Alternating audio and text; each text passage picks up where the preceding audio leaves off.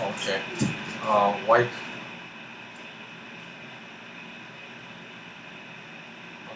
All right.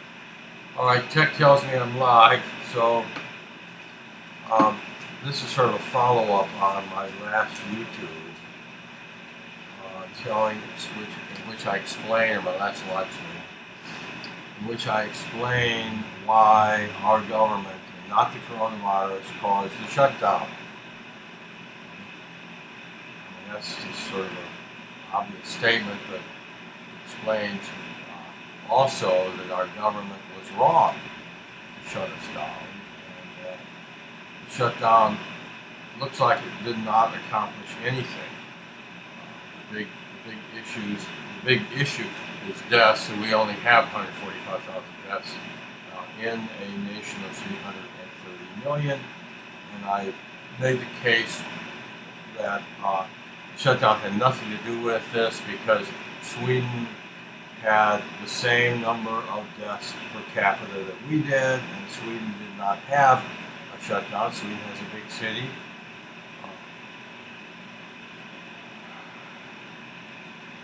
I'm trying to think of the name of the city.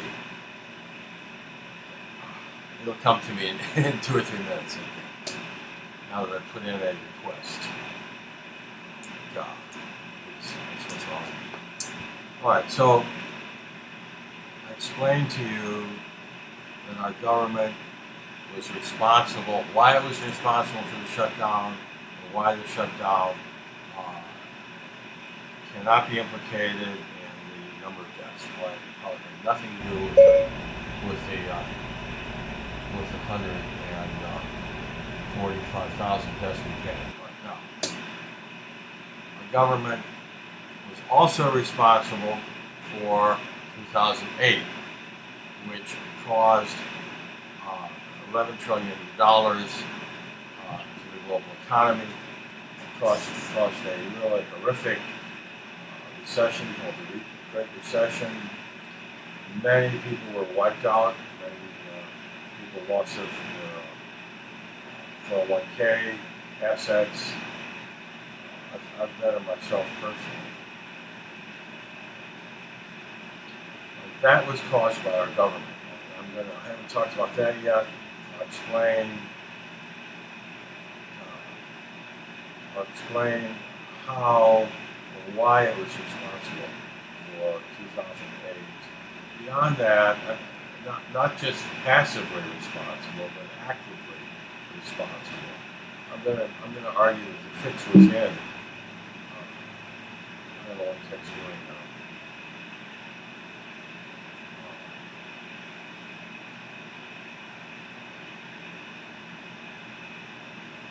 Okay, I'm going to also explain to you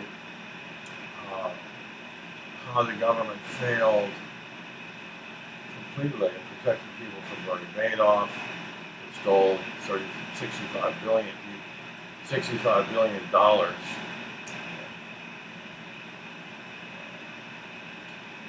And the point of all this is to show you that our government is no longer functional.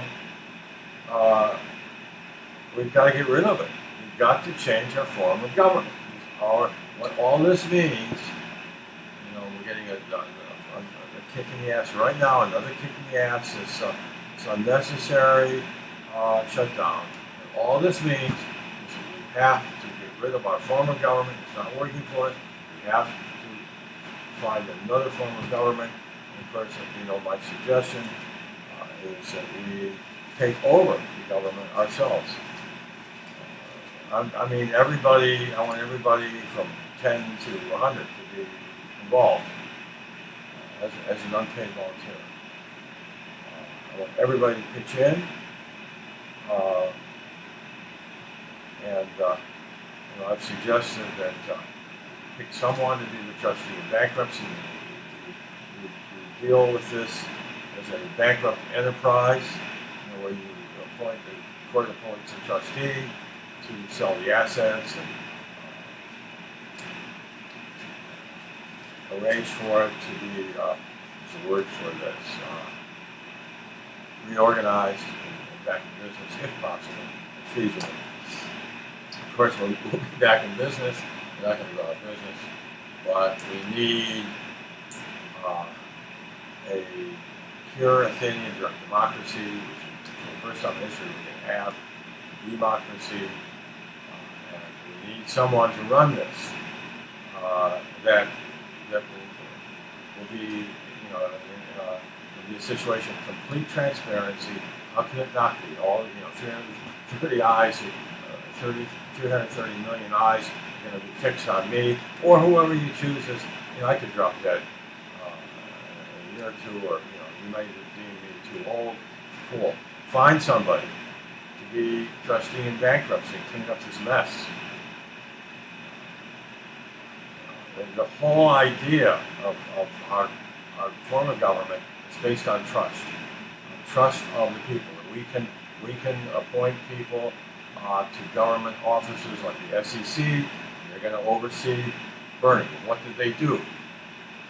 They married into Bernie. They intermarried with Bernie. A daughter of an SEC member married one of Bernie's two sons. Bernie and the SEC became best friends. When whistleblowers made airtight cases against Bernie, brought airtight evidence that Bernie was running a Ponzi scheme, their response was, well, we trust Bernie, so we're not going to investigate. Well, that's called corruption, and that is something that's like, it's like a cancer. It's eating up the whole country. It's everywhere. Corruption. We saw this in the Epstein execution. So I made a little outline here. Oh yes, let's talk about Bernie Madoff first. See, everything's sugar-coated in the sense that it's not really explained. For decades, Bernie Madoff had a whole floor, the 17th floor of his building, that was supposed to be the trading floor. And he was supposed to be running a highly successful hedge fund that people had so much confidence in it, they thought of it as a money market fund where it returned 10% or more, depending on you're hooked up with Bernie. I mean, some people got 40%. Typically, they would get 10%. Whether we were in a recession and nobody else was getting 3%, Bernie's people still got 10%. And this is what he was doing on the 17th floor. And by the way, I got to talk about one thing. This is what he was doing on the 17th floor. He had no traders there. That was supposed to be his trading floor. He had no traders. He didn't trade at all. He did a Ponzi scheme. He swindled people and took their money to pay off the people that he had already swindled. To give them the 10%. So he had to keep finding more people to pay off the old people. When he couldn't do this, he went belly up, and he was discovered. So he used the 17th floor not to trade. So no traders, he did no trading. That was a claim to fame. So how could you, for 20 years, I don't remember how long he was in business, a long time. How could you do this in Wall Street without other people knowing? Hey, they're not doing any trading. He's doing a Ponzi scheme. In the 17th floor, he would send out statements to people, showing them their assets and how much they were up or down, faithfully paying them their 10% or more. So please, if you're not convinced now, the SEC, I told you, the case was made before the SEC, the Securities and Exchange Commission. They are charged with responsibility of overseeing the kind of fraud that Bernie was engaged in, shutting it down, sending it to prison. That was their responsibility, and they, as I said, they were bought off. All right. Oh yes.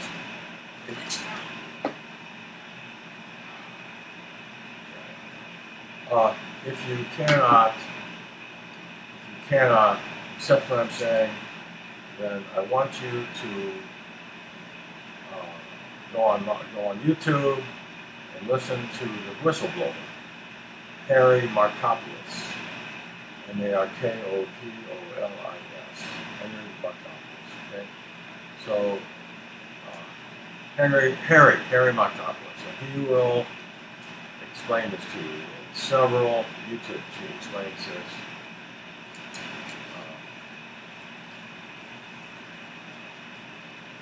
And he basically makes the case against the SEC. If we can't trust the SEC, we can't, well then we're finished. The government's finished. We always assume, well, that was then, and Bernie Madoff's history. Everything's been taken care of. Everything's been taken care of for us. Everybody assumes that. A Bernie Madoff can't happen again. So we can go back to our moronic stupor. We don't have to look into anything. I mean, during all that time, someone could have demanded to see his training floor. He had no training floor. And gone and filed a police complaint. And got a lot of people involved. But see, they didn't want. I think that probably by the end, most of these people were wise to him, and they just believed that he could go on forever, and they'd always get to 10%. They were wrong. So, you can watch these YouTubes about this, all day long. But I'm just painting a picture for you, of how dysfunctional our government is. Well, that's only a matter of 65 billion.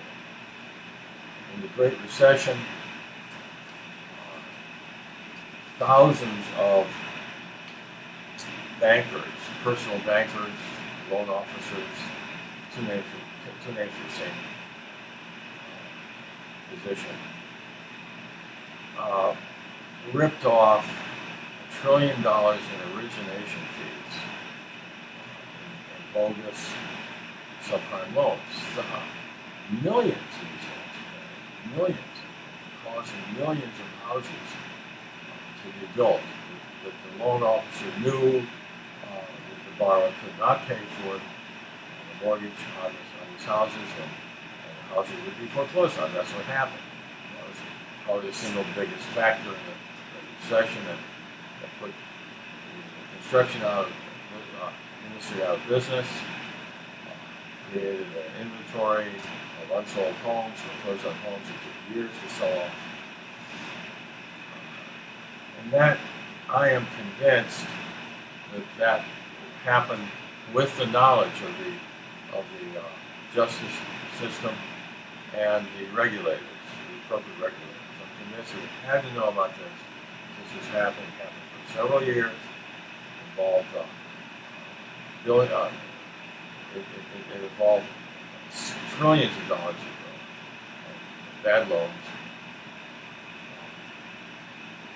I'm not coming up with these figures on my own. These figures come from William Black, PhD, JD, who was a regulator himself during the Soviet loan crisis, and he writes about this online. William Black, PhD, some write-up, PhD, JD, some write-up. These are his figures. He believes, and I think this is part of the consensus, that this caused, in other words, Americans working as personal bankers, making these bad loans, caused, according to him, $11 trillion of damage to the world economy. That's what good old USA did. Our government is responsible for that. Look, you're the president of one of the big famous banks, Wall Street, right?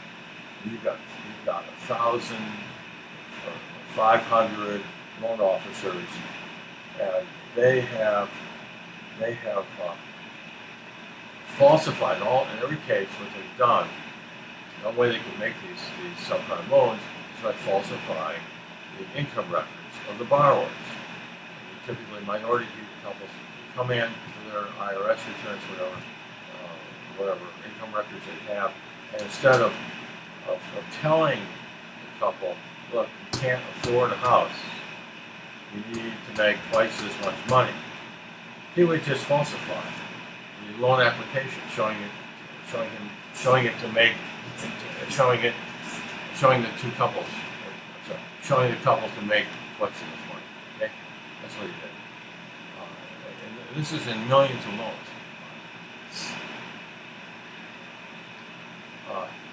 This is it's not a subprime loan. Well, of course it is, but it's also involved multiple banking felonies, obviously. All right, so you're the president of a bank. You've got hundreds of thousands of these loans on the books. Maybe it's not hundreds, maybe it's 100,000, but in total there are millions of these loans in just a few years were written. All right, so you're the president. Of course you have to know what's going on at that scale. Number one. But number two, you had to know the fix was in with the regulators and the Justice Department, Federal Justice Department. Or you wouldn't do this. You had to know that nobody was going to be arrested, you were too big to fail, and so too big to arrest. And it turned out that if you knew this, you knew it correctly, because that's exactly what happened. Nothing happened. All right, but see, what this illustrates again is that now we're not dealing with the SEC. Now we're dealing with the Department of Justice and well, we're still dealing with the SEC. I think we're also dealing with the Fed. See, so our institutions have been corrupted. Okay, the fix was in 2008, and we just assume that everything's taken care of. Everything's been taken care of, and this won't happen again. No, something new will happen because our people cannot be trusted. All right?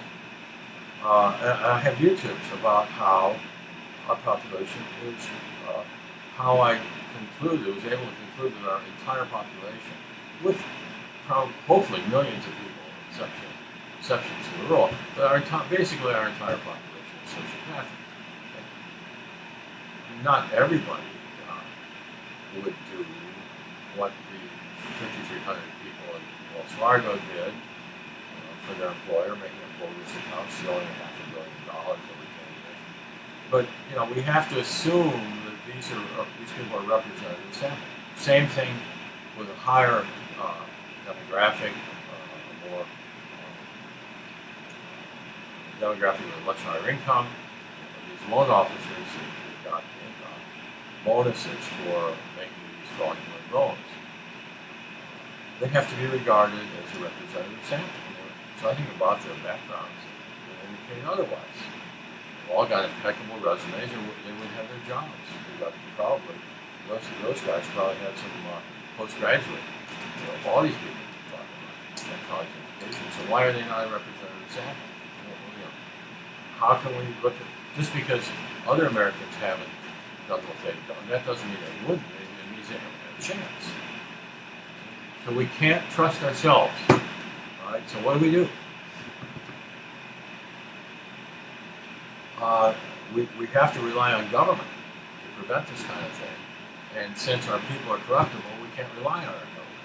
We have to have a new form of government. And I have suggested that what we do is we replace the government employees, all these regulators, with unpaid volunteers that are possible to bribe because you don't know when they're going to be replaced by another unpaid volunteer. So you can't pay them a bribe and rely on them to do what you want them to do.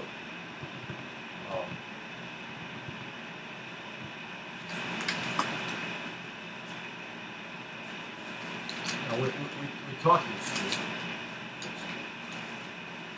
horrible crap about how, oh, yes, Comey was a bad guy. And Strzok and his girlfriend, these were bad people. But no, the 36,000 FBI, oh, these are wonderful, honest people. Listen to my YouTube. I witnessed this with my own eyes. It's verifiable. It's easily verified. Call Hugh Smith. I'm up. I'll tell you. Listen to my YouTube. I'm telling you my experience. I'll summarize it for you. Totally discredits the entire FBI. Okay?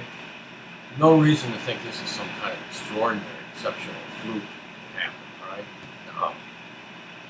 No. The FBI had a reputation when I was in Tampa for 34 years, up in 2004. Had a reputation for wanting to retire in Tampa. I mean, this could be wanting this to be their final billet. You know, they want to be transferred to Tampa so they could line their pockets in Tampa. They had that reputation. Now watch what they did in my case. Watch what they did. Somebody gets me to represent patients, and the way, and it turned out to be, I soon learned that it was a fraud, and that they were running one of these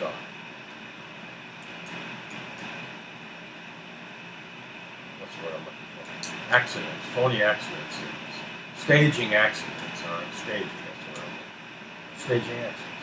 The way I figured this out, I've been going my merry way, selling my soft tissue cases, equal opportunity, guy, I take anybody, and I got a case. The doctor said, he said, all right, so this goes on for months, right? And finally, this is the way that it was set up. The chiropractor worked in the Haitian minister worked in the chiropractor's office. He had a Haitian van driver that picked up the injured Haitians and brought them, took them home again, picked them up, brought them to the chiropractor, took them home again. One day, this group of patients, this van load of patients, came into my office, and they say that I've already been representing them. And they say, well, they've had a new accident. So I get the insurance records. I mean, I did this accidentally. I didn't suspect it. But when I get the insurance records, I find out that they had exhausted their $10,000 in PIP coverage. And under Florida law, probably the same thing everywhere. We had what was called no fault insurance, and you would get $10,000. First $10,000 of your medical bills paid by your insurance, whether you were at fault for the accident or no fault. So I found out that these people had exhausted their $10,000 limit. And of course, the van had coverage for all of them for 10,000 piece. So when they exhausted their limit, he ran into a wall. And then took him right back to the chiropractor where they come from for fresh treatment, new treatment, and work on the $10,000, the new $10,000 policy. So when I saw that, I was representative. Now, backstory, a little background. The Haitian minister had taken me with him to a convention of Haitian ministers. They were all ministers. This convention was I think it's Sarasota, maybe, decades ago. And this convention was attended by pastors, they call themselves pastors, who were all working in chiropractic offices. Okay? So these chiropractors are all up and down the west coast of Florida. Okay?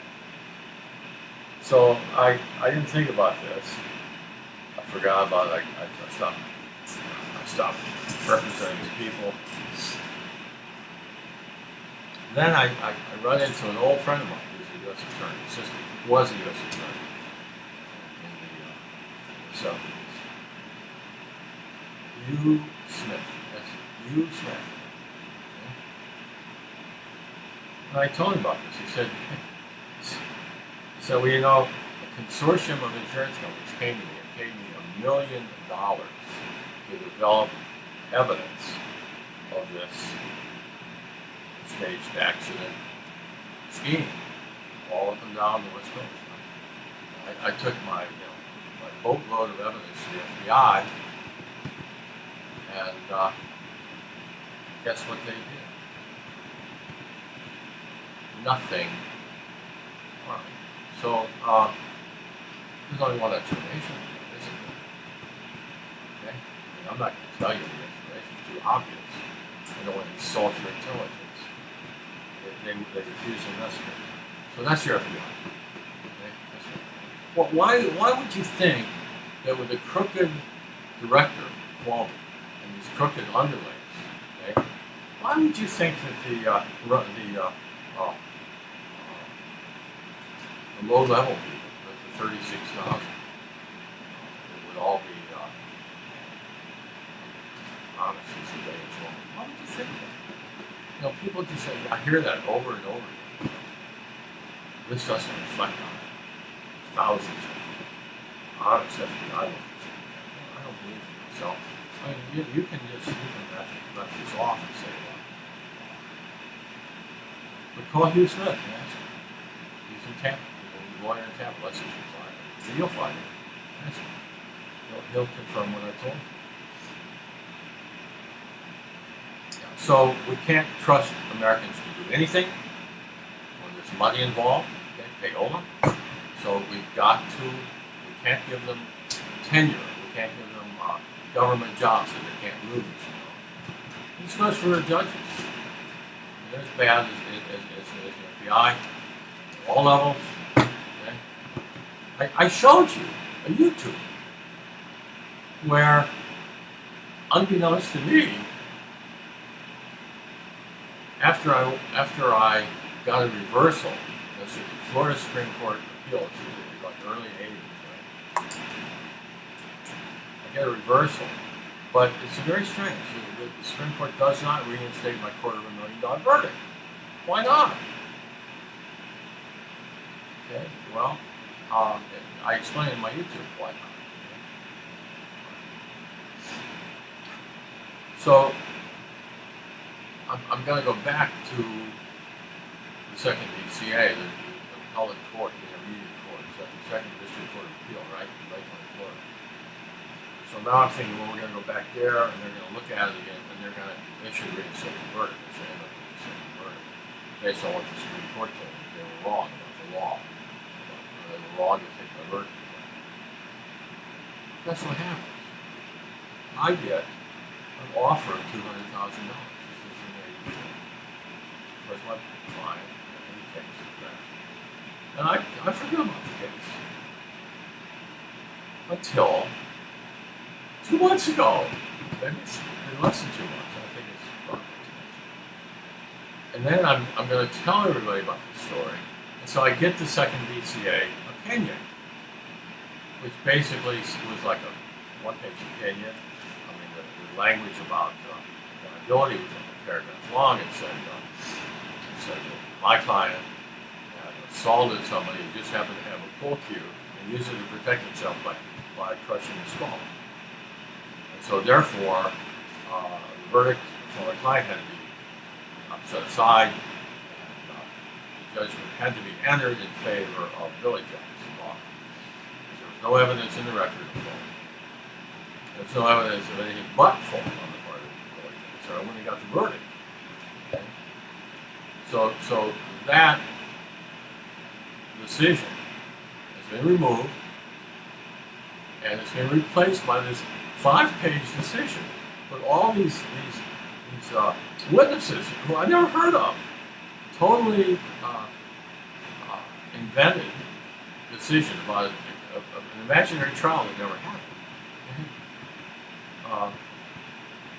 and they add the assailant as a party. His name was Spillers.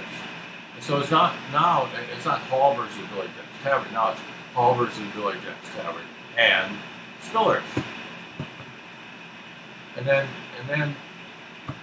I notice when I go back to the Supreme Court that it's not Hall v. Billy Jackson, but it's Hall v. Billy Jacks and Spillers. Well, the Supreme Court looked at this decision of the intermediate appellate court, second DCA, so wait, this is not going to float. We have the transcript here. Obviously the case of payola. This is going to blow up in everybody's face. So this is what we're going to do. You tell the insurance company they're going to pay $200 grand. We'll offer $200 grand. Okay, and then you write another decision for us, and we'll look at it. We'll add Spillers as a party.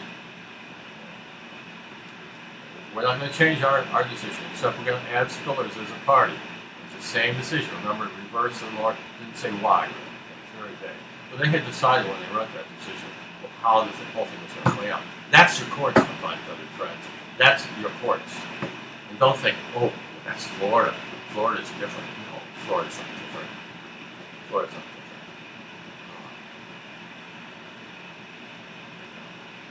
Jeffrey Epstein. That's New York City. That's a federal facility. He was executed. Right? That's 10 months ago.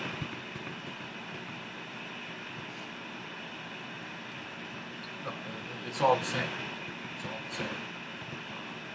Money, as I said, we need to replace our motto. Move in God we trust and replace it with money talketh, doo-doo walketh. That's our true motto. That's what we live by. That's what Americans live by. So if you don't want to believe any of this and laugh at me, it's a free country. But it is what it is, my homies. It is what it is. And this is you want more, you haven't had enough pain. This is very painful for me. And it's got to be painful for everybody. Acknowledging this. Tulsia, Texas. Poor Edward Bradley didn't dare go beyond under the surface. According to him, the sheriff of this little county in Tulsia, Texas, is looking. The sheriff had employed someone to do undercover work. They had set up god-awful number. It's like 46 people, almost all black. Set them up.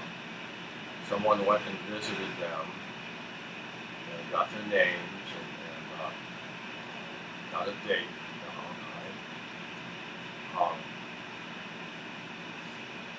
Now the guy, the undercover agent, goes back to the sheriff with an affidavit that he bought so much cocaine. This man. So they did this 46 times, and then they busted all these people. Had them waking them up. You gotta watch this great 60 minutes. They busted them for selling cocaine, and they tried them and convicted them in front of juries, white juries, with no cocaine. You can't do that. You can't do that. If you make an arrest, the arresting officer has to turn in the cocaine to the evidence room, right? There's no cocaine in the evidence room. So, by the time this thing was over, everybody in Tulsa, Texas, knew that there was no cocaine and these people had been trading the railroad. So many others. Yeah, that's another story, a big one. That's my big story. That's what I'm saying. So, but it gets better. All these white juries knew that what was happening because no one testified that, yes, this white substance was submitted to a lab, to my lab, and I determined that it was cocaine. No one did that in these cases. And the trial courts knew you can't do this. can't submit this to a jury without, a case without proof. But they did, and they convicted all these people. These trial judges, right? Now watch now. See, Ed Bradley did not talk about these implications. What I'm talking about now. If they did this, they had to know that the appellate courts had their back. The appellate court was going to rubber stamp these convictions without any discussion of the facts. It's just so crazy. It's just absolutely insane. This could happen in the United States. But don't think. I mean, I've been around. I got deeply involved in medical malpractice litigation, helping people pro bono in New York City. And I'm telling you, it's all the same. It's all the same. You want to be pro se in a medical malpractice case? This is probably true all over the country. You find me one verdict in pro se once. Jury verdict. I mean, I'm sure. I know that this never happened in New York City. And you know how many people find a lawyer in New York City for malpractice claim? 1 in 15 claims find representation. The others are flushed. That's how our system works. Okay? That's how it works. I'm telling many of you what you already know. Okay?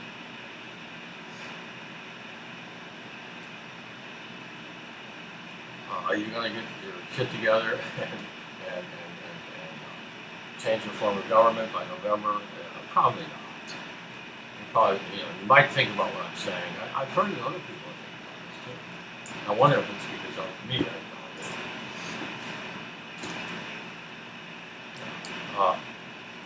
If you're not willing to go this far, okay, well, let me talk about going this far. One of the big benefits, the most important benefit, is you could reinstate the rule of law. There's no rule of law.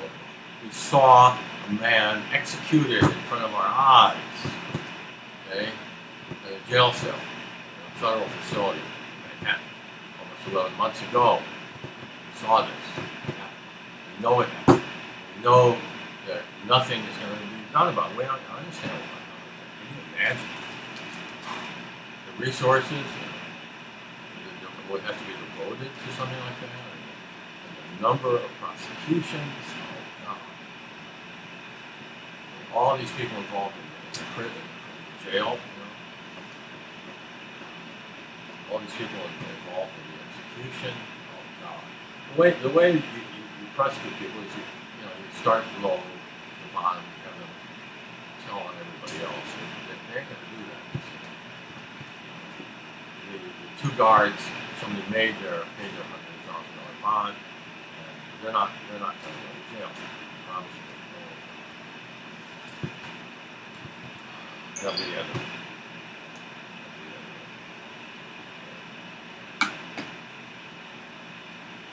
So, that's the biggest and most important thing that we're accomplishing. By replacing everybody with an unpaid volunteer, they can be removed after a week or a day or a year, he doesn't know when it's going to be gone. So you can't make them, you can't bribe them. You can't set things up. Your whole system will collapse. Some link in your chain for your execution or whatever you want to do would not be there all of a sudden in the morning. And then what do you do? See? So that's what we have to do. The other big benefit is our government at all levels is a vast criminal enterprise. I can prove that. I'm not going to do it now. It's a vast criminal enterprise that works together.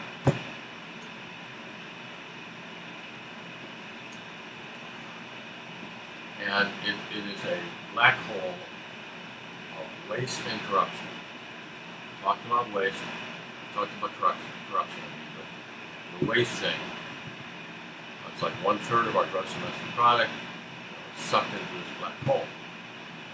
And the government can't even deliver the mail.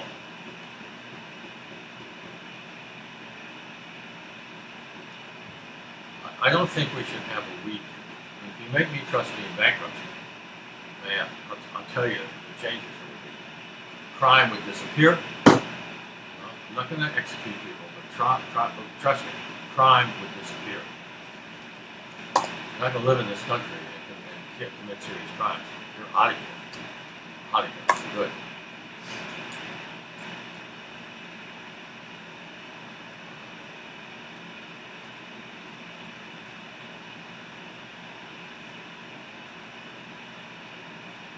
We have like 1,000 bridges that we work on. You see the government appropriating maybe $1 trillion or something like that. Infrastructure, we probably need 15 trillion now.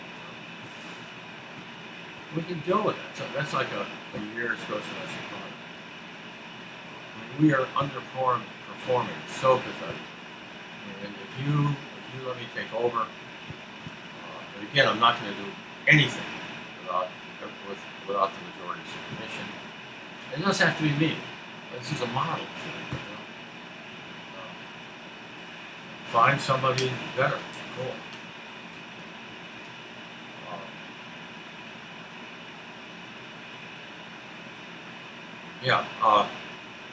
Everybody. This 1/3 of our gross domestic product is just flushed down the toilet. There's a lot of this in the culture. There's a lot of this in Social Security. Anyway, we're going to save so much of that. How would I deal with Medicare? My daughter is a brilliant internist.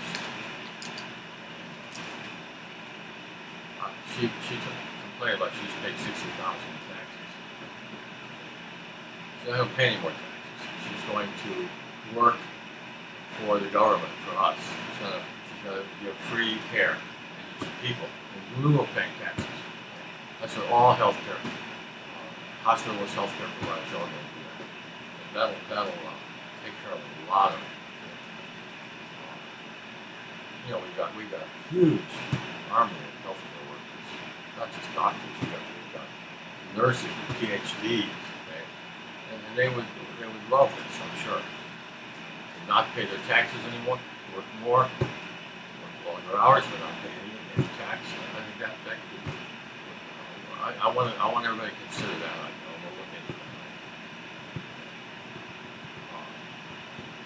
Again, we're not going to have any prisons and jails because everybody's out of here. They ain't coming back. We'll take care of them, but it won't cost us much. Maybe somewhere else. He's going to eat them. Don't worry. There'll be an assurance that nobody's going to eat. In some country where nobody's going to eat. I'm a comedian. I see the work.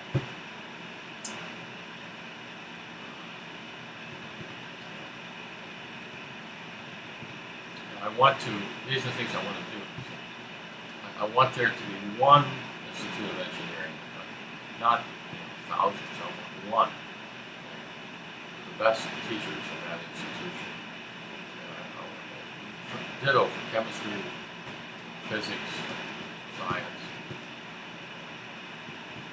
I want us to focus. We're not focusing.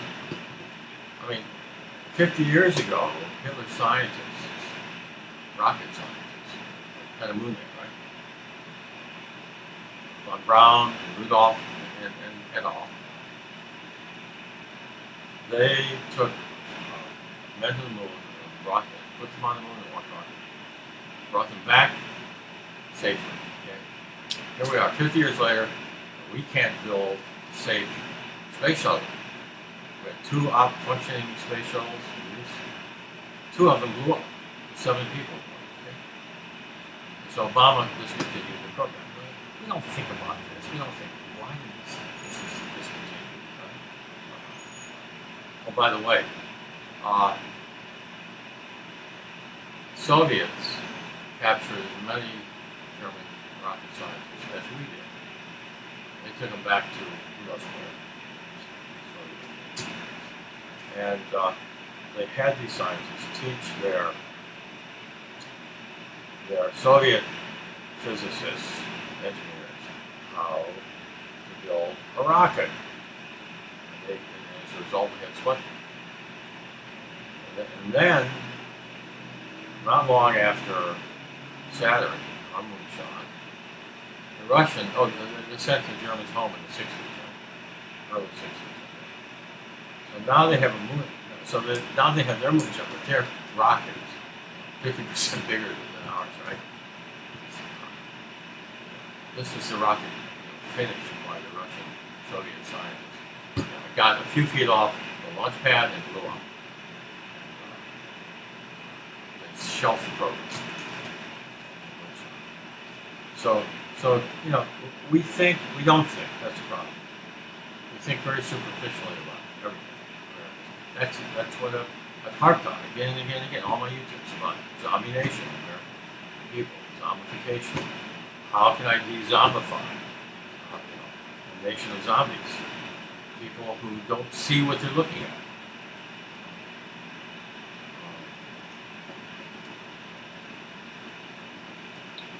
That, by the way, is not my term, my phrase. That's Gertrude Stein, who I love. I love Gertrude Stein. I feel like I'm her son sometimes. So we think alike. Most people, she said, most people don't see what they're looking at. Most people don't see what they're looking at. So, anyway, we're not going to have a direct democracy by November. People are not going to write my name in or anybody's name. I know that. But something for you to start thinking about. Right? Because nothing else is going to work. Because we're building our house on sand right now. If you can't trust the SEC, you can't trust the federal government, the Fed, the Federal Reserve Bank, you can't trust the Justice Department, you can't trust the FBI. Who the hell can you trust? Nobody. Hopefully I won't be killed. Hopefully I'll be good as an old madman. I mean, this is, and most people are going to think this is craziness. What I'm saying. It's craziness. I don't know what I'm talking about. I'm talking like a man overboard. Well, let him think that way.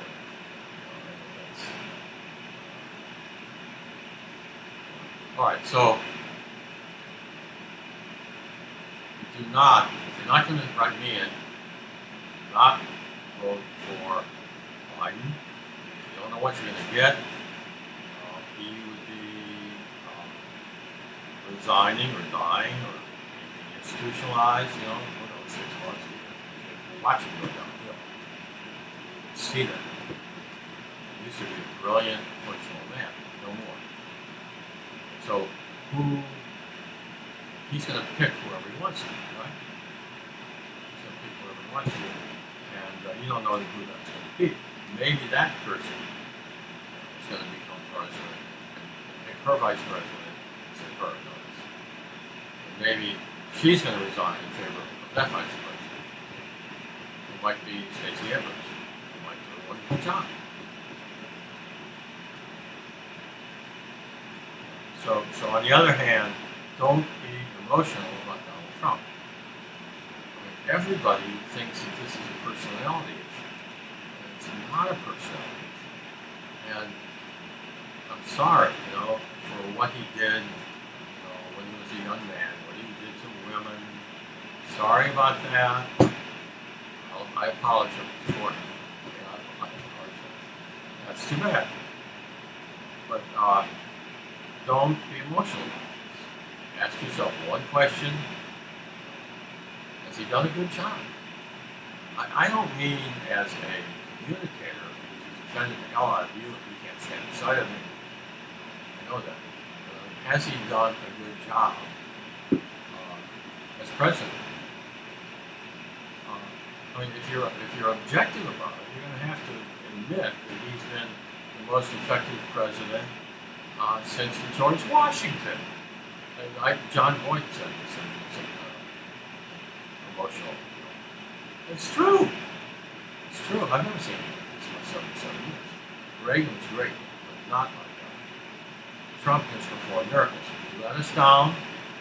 Coronavirus, we should not have allowed the shutdown. We should not have allowed the looting. Okay? Let us down.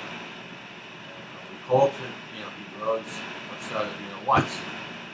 He promises to, but let's see him do it. Let's see him do it. He's got how many months? Well, whether he does or not, he probably didn't know whether to sit down and stand up. I'm sure he didn't. So if he cracked down on Marxists, revolutionaries, he would lose the process in the election. He's probably thinking it. I'm sure it was. But now he knows it won't. He's not stopped this stuff. This whole idea of having 1, 2, 3, 4 layers of government, federal, state, county, city. Our government is an 18th century portion of money. When we, in the Constitution, created this form of government, if you lived in Iowa, it would take you many days on a horse to get to Washington, D.C. So you had to vote for a representative who would live there, right? We can go to Washington, D.C. instantaneously. See? So we have all these layers of fraud and corruption, all these redundancies, and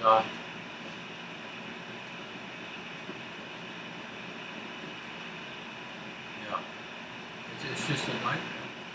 It's just an absolute catastrophe. Our government.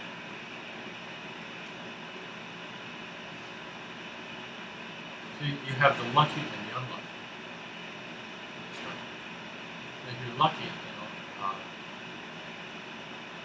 what happened to these poor black people? So imagine ending up in prison. They get you out of bed, and they take you downtown in your underwear. You end up in prison. You don't even know what they're talking about. You remember this guy that knocked on the door and said, some notes and left saying sorry. That's all you remember. Next thing you know, you're in prison. That happened in America. Okay? It happened in America. Yeah, so now they got class actions and so on and so on. You see, the point is, it happened to anybody, anywhere in this country. It happened to people in It happened to anyone. Believe me. We'll get set up, railroaded, okay? I don't believe anybody in South Chicago voluntarily rats someone out for shooting someone else with a gun. I don't believe that. Why would you do that? How are you going to live there anymore? You ratted out somebody that you knew, okay? Now, they know everybody you know, okay?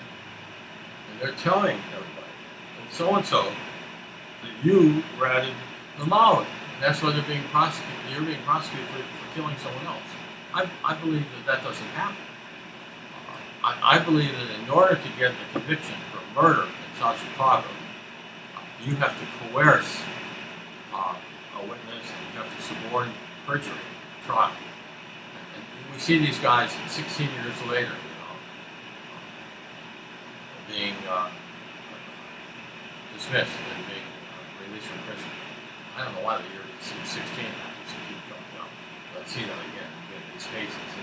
So I think this being framed and railroaded is, and of course the man that they decided who was going to take the fall, they find a black man who knows him, who's in the vicinity, has a record, like 40%. Okay, and they say, this is what you're going to say. Of course the guy has to cooperate with the police. And he testifies he saw the defendant killing the dead man. Okay? That's what he testifies.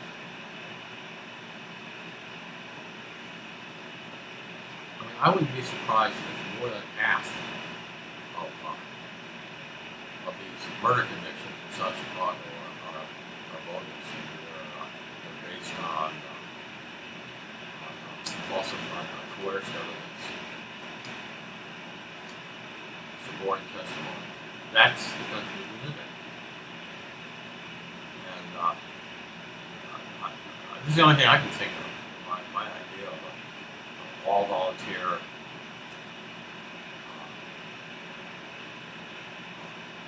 government, unpaid volunteers. We have to pay for some experts, probably not more than 1% of personnel. Someone said, this new system will work. Who wants to work not getting paid? Everybody who is asked, is going to say yes. I bet you 99% say yes. This is human nature. You're given an opportunity to save your country. Of course you're going to take it. You're going to help out. It's all voluntary. You help as much as you want to. So, don't vote for Joe Biden, please. I know it may be like drinking wallpaper paste to vote for Donald Trump, but we have to keep the guy. Unless you want me. So, tell us if you show me comments, you can show me